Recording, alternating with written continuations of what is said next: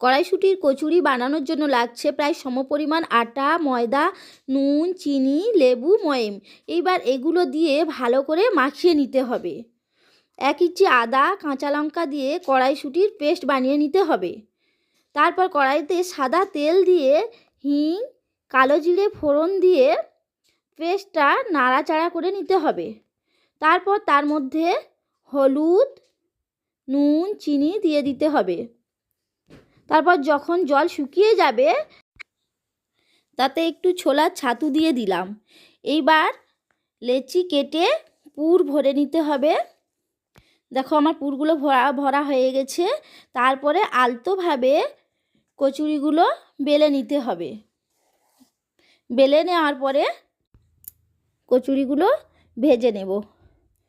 দেখো আমার গরম গরম কচুরি রেডি। তোমরা আমার চ্যানেলটাকে সাবস্ক্রাইব করে দাও।